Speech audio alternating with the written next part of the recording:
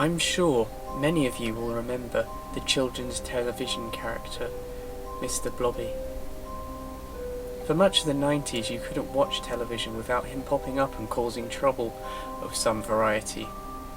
He had always been a bit of a Marmite character, i.e. you either found him utterly hilarious or despised him. In terms of physical appearance, Blobby was a large, round, pink figure covered from head to toe in yellow dots with bulbous green eyes and prominent teeth. Despite the hate from some people, his popularity was undeniable. There were children everywhere tuning into his shows and begging their parents to buy them the many articles of merchandise. For a time, it seemed like Blobby was here to stay. However, it was not to be. As with most things that children obsess over, his popularity was not immortal. A chain of events was about to be set in motion that would lead to the demise of Blobby's place in the public eye. Perhaps the biggest was the announcement of 2 Blobby-themed amusement parks, one in Morecambe called Crinkly Bottom, and one in Somerset called Dunblobbin. You would think this to be a sign of popularity, but things didn't pan out as hoped. The Morecambe Park shut after only 13 weeks. Visitor numbers were abysmal, and it transpired that the local council had failed to do appropriate market research into public interest before sinking £2 million into the park.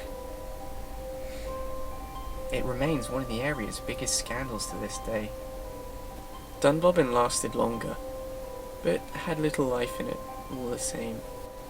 Mr. Blobby continued to stumble along for a few years until the public slowly grew tired of him and he eventually vanished off the face of TV. Dunblobbin had been abandoned by the owners and left to be forgotten as the surrounding forest slowly took over. All the Mr. Blobby paraphernalia, including Blobby himself, were dumped in the site's only building, an imagining of Mr. Blobby's fantasy home, including wife, baby and wacky furnishings. Whilst not the most respectful ending to a once-loved children's character, it was at least peaceful. For a time. The site was disturbed when young ravers discovered it. For a number of years, Dunblobbin was host to many destructive illegal raves. They found the kitsch setting of Blobby's home endlessly amusing and delighted in smashing and stealing the fixtures of the building. During these parties, a ritual of sorts arose. The ravers used to perform depraved games with the inanimate Mr. Blobby. They enjoyed pouring bottles of alcohol down his throat as if he was drinking. As well as this, they would put out cigarettes on him, pose him for demeaning photos, and generally abuse poor Blobby. Despite the tendency for anything not bolted down to be stolen or destroyed, they always left Blobby behind. It was an unspoken rule. This would have carried on, unabated as long as the site held together. However, things changed after the events of 2009.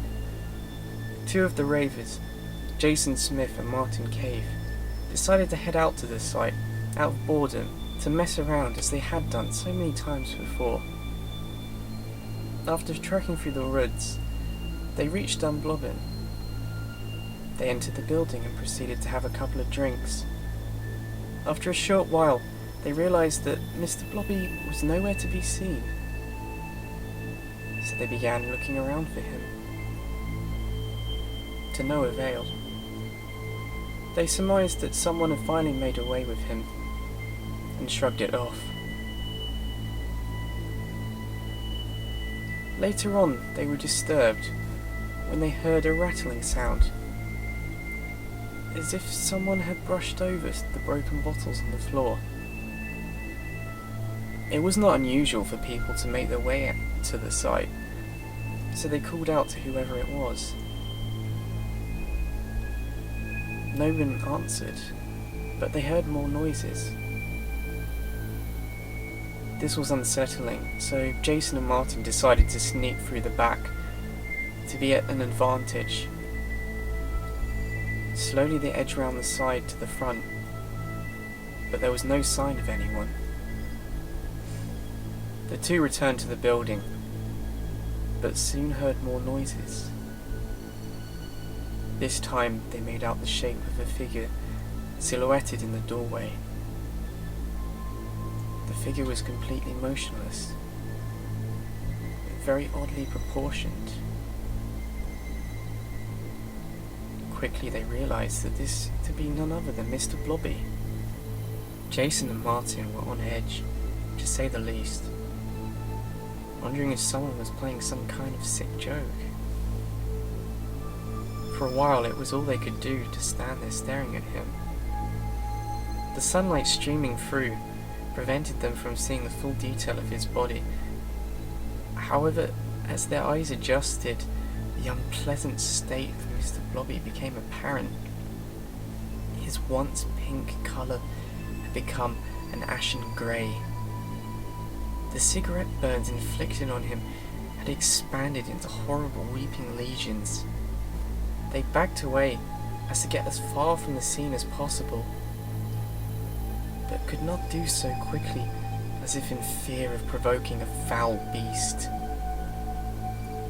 At that moment, the electric voice box Blobby was known to have began emitting noise. Not the voice he had in the past. The pitch was far lower. The speaker was broken, distorting the tone into a disjointed, hellish drone that cut right into their souls. The world around them seemed to fade into insignificance. All they could see was Blobby.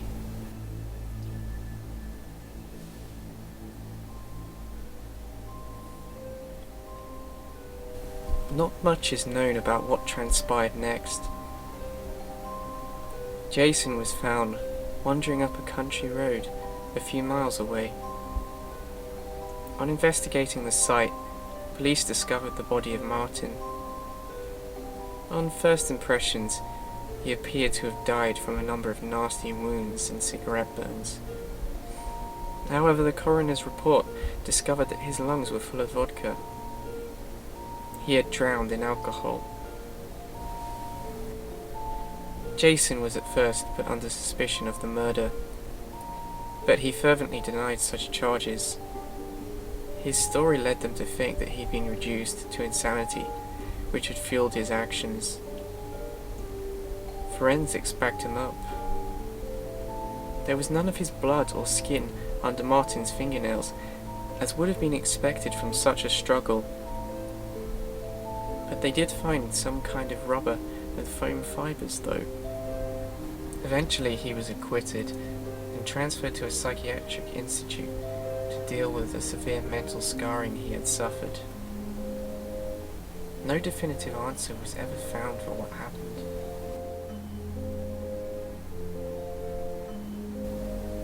Dunblobin is still standing to this day. Should you wish to take a look yourself,